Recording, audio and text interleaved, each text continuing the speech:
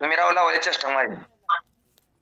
हे बघा महेश भाऊ, तुम्हाला मी खऱ्यानं सांगतो, मी एवढे आतडी तोडून मी अजून जिंदगीत कोणाला तुम्ही आता ओळखीचा आहे म्हणून मी बोलतोय. ओळखी तुमच्या वस्तीत कोणच नाही, तुम्हाला माहिती आहे.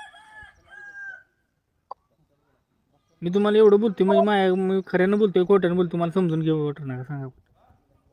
तुम्ही काय करा थोड्या वेळानं नियोजन थोड्या करा. कुठनं करणार सांगा. मी तुम्हाला पाठवतो म्हणलं, एकदा पाठवतो म्हणलं पाठवतो, पण मी एवढं 20,000 एकदम माझ्याकडे येणार नाही. सर तुम्हाला खोटं सांगणार नाही, खऱ्यानं सांगतो.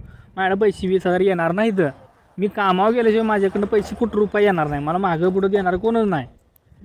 मी सगळं थांबवतो, सगळं थांबवतो. किती दिवसात ते 50,000 किती दिवसात तुम्ही करता? आज 20,000 आज किती पाठवताय? बघा मी 50,000 देणार नाही काय तर नाही, मला माहिती आहे. मी काय तर त्याच्या आत तुम्ही बोला मला बाबा, एक 30,000 रुपयावर मी काय देतो 30 ते 25,000 रुपये इकडं तिकडं मी काय तर लावली करायचा प्रयत्न करेल. पण कधी मला कामावर जाता आलं की माझ्याकडे पैसे येणार आहेत. असं मला घरी बसून, तुम्हाला माहिती आहे घरी बसून आईबा सुद्धा पैसे देत नसते आपल्याला. साधं म्हणलं तर केस कापाय दाढी कापायचं होतं, घरातले पैसे देत नसतील. पोरगं 20 वर्षा पुढे गेलं. मग तुम्ही मला सांगा बाबा, मी ऐका मी खोटं सांगत नाही. ऐका, ही मॅटर 30 लाख रुपये 30-40 लाख रुपये देत होते. किती 30-40 पैसे म्हणून त्यांनी मॅटर त्यांनी चौघा आणि ती यंडाचं ती खरदाचं पोरग हे चौघं मिळून ती गायकवाडाचं चौघं मिळून 40-50 लाख रुपये देत होती. तरी आम्ही घेतलं नाही. तुम्ही 20,000 आणि 30,000 माझी चेष्टा लावली. त्यांनी मॅटर केलाय, त्यांनी त्यात 100% इन्व्हॉल्व आहे म्हणून पैसे द्यायला लागले. इन्व्हॉल्व कोण आहे ते सगळे नंबर, इन्व्हॉल्व कोण आहे कोणी सामान ठेवले सगळे आम्हाला माहित आहे. त्याचा काही विषय नाही. तुम्ही तुमच्या हिशोबानं बघत असलं तर बघा. मी काय रोल घेत नाही. तुम्ही माझ्या शब्दाला इज्जत नाही म्हणल्यावर पुढे मी हवालदार बोलू काय? मी काय म्हणतो, इज्जत असते तर एवढा उशीर मी बोललो असतो 20 मिनिट तुमच्यासोबत. सांगा बरं. तुम्ही तुमच्याकडे येईल तसं द्या तुमच्याकडं. मी सांगतो साहेबाला, सांगतो साहेबाला असंच करायला लागते आणि येईल तसं द्या आणि तुम्हाला मी सांगतोच करा. मी आज 20,000 तुम्हाला पाठवू शकत नाही, खऱ्यानं सांगतो. आईच्या आण घेऊन सांगतो, नाही तर मी आय घालाय मी राहते ते पैसे टेन्शन. मी 20,000 आज पाठवू शकत नाही म्हणतो. मी 5-10 हजार रुपये कुणाकडनं तर 1,500 मी गोळा केले ते काढलं. त्यानं पण मला अजून ऑनलाईन पाठवलं नाही. 10 तर पाठवू शकताय का? आज 10 तर पाठवू शकताय म्हणतोय मी 50 तुम्हाला देणार नाही महेश भाऊ. तरी तर खऱ्यानं सांगतो, मी आई शपथ सांगतो 50 मी काय देणार नाही तुम्हाला. हां, पैसे मी ज्या दिवशी कामाला लागल, मी तुमच्यासमोर कुठं तर कामाला दिसलो, माझ्याला 1,500 येतात गोळा करणार. एक ठिकाणी साठवून मी घरात पण काय विषय कोणाला सांगितलेला नाही बाबा. माझी जेवढी नाते गोत्यात आहे ते नाही, त्यांना मी सांगितलं मला पैसे द्यायला लागतात आणि पैसे मला मागायला लागले. मी अजून कुणाला एका शब्दाने सांगितलेलं नाही. तुमच्यानं किती होतील मला ते सांगा. आज मी पुढे गोळा झाल्याशिवाय कसं सांगणार सांगा बरं महेश भाऊ. गोळा मी मागणार भिकाऱ्यासारखे पैसे सगळ्याच नाही. आता तुम्ही आज 10,000 पाठवा आणि परत होते किती मला किती देतात मला ते सांगा. मी पुढे मी सांगतो. देणार कुठं महेश भाऊ? मी कामावर नाही तर तुम्ही राहू माणसात मला देणार कुठं? कामावर गेल्याशिवाय देणार का नाही सांगा बरं.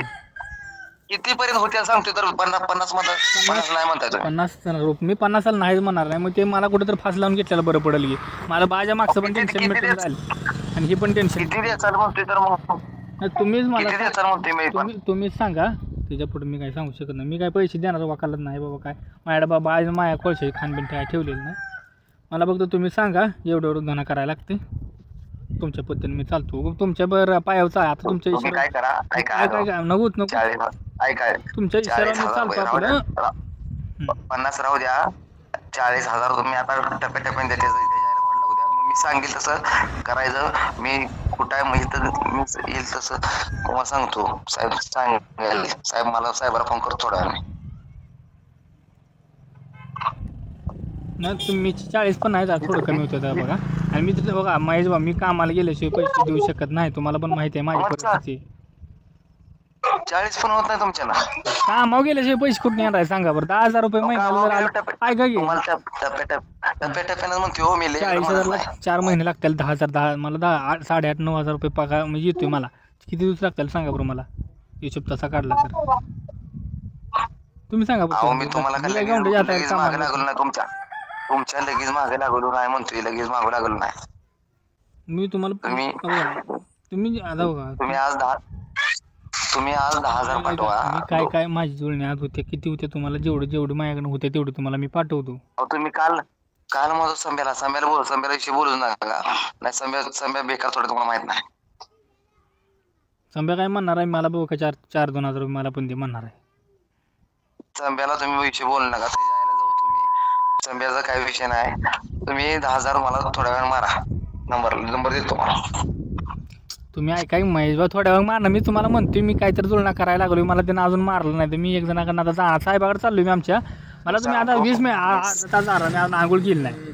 मी तर आंघोळ करणार, इष्टीला बसणार, जाणार इथनं स्टँडला जाणार, इष्टीला बसणार. मी साहेबाला सांगतो 40,000 कडे देतो म्हणला. 40,000 साहेबाला मी त्याला करतो. हवालदार आहे ज्याच्याकडे चौकशी आहे ना, ते हवालदार आहे, त्याला सांगतो 40,000 देतो म्हणलाय. पण ते गरीब आहे, टप्प्याटप्प्याने देतो म्हणला, एकदम देऊ शकत नाही. 40 नाही 30 पर्यंत होते का बघा म्हणा. असं करा महेश मी भाऊ. फोन करतो. मी विचार त्याला, तुम्ही 10 तर पाठवा थोड्या वेळा. कुठनं पाठणार महेश भाऊ? तुम्ही थांबू शकत नाही का सांगा बरं? एवढं तुम्ही काल परवा दिवशी समीर म्हणत होता 5,000 पाठवतो. काल परवा दिवशी म्हणत होता. म्हणत होतो तुम्ही मला गोळा करायला तुम्ही टाइम दिला का सांगा बरं? सारखं फोनवर तुमचं येते. मला तर नियोजन लावाय माझ्या पाठीमागं पुढं आहे. नियोजन लावा. तुम्हाला फोन करतो 1-10 मिनिटांनी. करा आंघोळ करून करतो, गावात गेलो. नियोजन आता इथून तुम्ही लगेच मला फोन करणार, मग मी तुमचंच फोनवर बोलत बसणार. पुढचं कामच माझं होत नाही. फोनवरनं पैसे कोण जागीर असला तरी फोनवरनं पैसे कोण पाठवत नाहीत मला समोर त्यांच्या जावं लागणार. दुपारपर्यंत करा, 4-5 वाजेपर्यंत करा. 4-5 तुम्हाला तुम्ही हे करा.